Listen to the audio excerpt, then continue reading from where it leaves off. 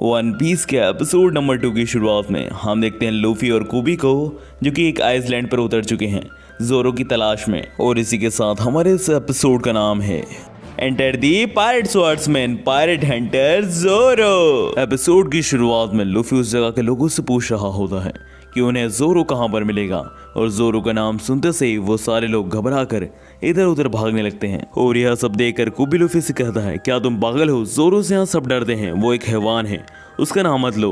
यहाँ पर तुम सबसे पूछो कि मरीन लीडर मोरेन कहाँ है, और मोरेन का नाम सुन के तो सारे लोग और ज्यादा डर जाते हैं और इधर उधर भागने लगते हैं। और यह सब देखकर कुबी लूफी से पूछता है कि आखिर ये सब मरीन लीडर से क्यों डर रहे हैं। और फिर लूफी और कुबी बहुत ढूंढने के बाद आखिरकार मरीन बेस को ढूंढ ही लेते हैं। और इसके बाद हम लूफी और कुबी को देखते हैं जो कि दीवार पर चढ़कर जोरो को देख रहे होते हैं।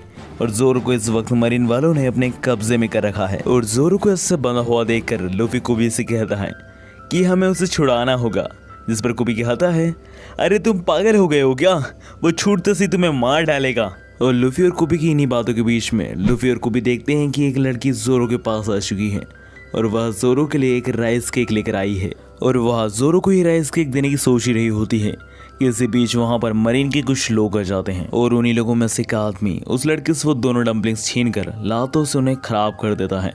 और वह उस लड़की से कहता है कि क्या तुम्हें नहीं पता कि मुजरिम को यह सब खिलाना गलत बात है, तुम्हें भी जेल होगी और तुम्हें भी मरने की सजा मिलेगी। और यह कहकर वो आदमी उस लड़की को दीवार से नीचे फेंकने के लिए उन दोनों लोगों से कह देता है। और इसी बीच वो लड़की काफी रो रही होती है अपनी इतनी मेहनत से बनाए गए राइस बॉल्स को ऐसा मसले जाते हुए देखकर। और वहीं दूसरी तरफ वो दोनों लोग काफी हैरान होते हैं एक छोटी सी लड़की को दीवार से फेंकने की सजा सुनकर, जिस पर वो लड़का कहता है कि तुम्हें नहीं पता कि मैं किसका बेटा हूँ? मैं इस मरीन कैंप का लीडर का बेटा हूँ, यानी मोर्गन का बेटा। तुम्हें मेरी बात माननी होगी। और यह सब सुनकर वो दोनों लोग उस लड़की को फेंकने के लिए तैयार हो जाते हैं। और वो दोनों लोग दीवार पर चढ़कर उसे फेंक भी देते हैं, पर सही समय पर कूदकर लूफी उस लड़की को बचा लेता है। और इधर दूसरी तरफ मोर्गन का बेटा जोरो से कह रहा होता है, क्या तुम अभी तक जिंदा हो जोरो? तुम जल्द ही मर जाओगे। और यह कहकर मोर्गन का बेटा वहां से जाने लगता है। तभी जोरो कहता है, तुम बस 10 दिन और रुक जाओ, फिर मैं बताता हूँ तुम्हें कि क्या चीज़ हूँ मैं। मोर्गन के बेटे के जाने के बाद लूफी जोरो के सामने आकर उससे कुछ कहने लगता है। और इसी बीच जोरो लूफी से कहता है कि वो राइस केक मेरे मुंह में डालो, जिस पर लूफी कहता है, क्या तुम ये खाने वाले हो? ये पूरा गंदा हो चुका है। जिस पर जोरो कहता है, तुम बस मेरे मुंह में डालो।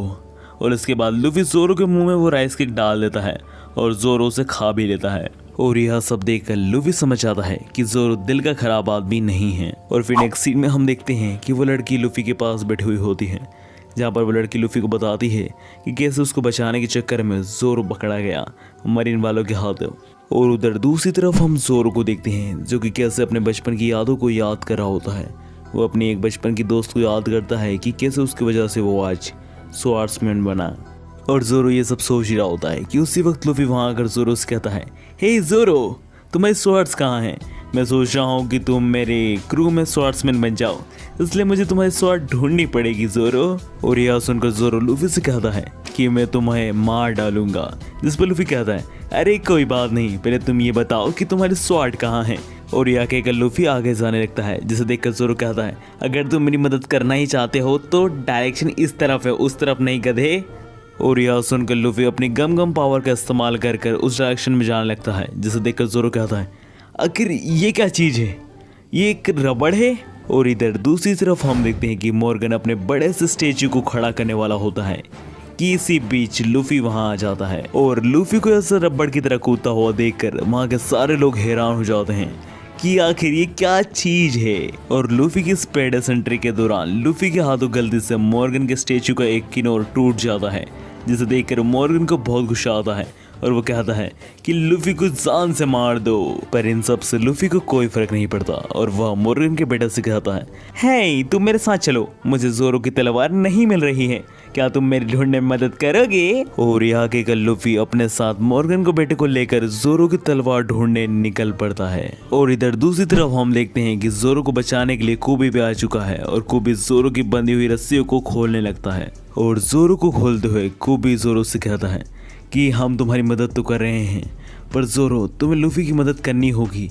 वो एक अच्छा इंसान है, उसे पायरेट किंग बनने के लिए तुम्हारी ज़रूरत है ज़ोरो। और कोबी की ये सारी बातें ज़ोरो भी काफ़ी ध्यान से सुन रहा होता है। पर इन्हीं सब बातों के बीच में मरीन वाले वहाँ आकर कोबी और ज़ोरो दोनों पर ही बंदूक तान देते हैं। और तभी इधर हम देखते हैं कि लूफी ने भी ज़ोरो की तलवार बस ढूंढ ली है। और इसी बीच दूसरी तरफ हम ज़ोरो को देखते हैं, जिसके सामने मोर्गन और उसकी पूरी सेना उसे मारने के लिए तैयार है।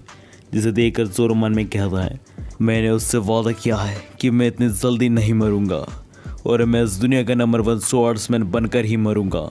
और ज़ोरो ये सब सोच ही रहा होता है कि मरीन वाले ज़ोरो के ऊपर गोलियों से हमला कर देते हैं।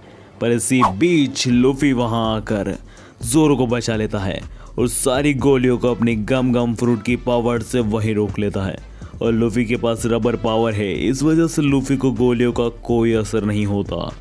और लूफी को ये करता हुआ देखकर ज़ोरो मन में कहता है, आखिर ये क्या है। एंड गैस इसी के साथ एपिसोड 2 ऑफ वन पीस हमारा यहीं ख़त्म होता है। एंड गैस आगे से एक वीडियो में मैं 2 से 3 एपिसोड कवर करने की कोशिश करूँगा। तो मिलते हैं नेक्स्ट एपिसोड में, तब तक के लिए बाय बाय गाइस।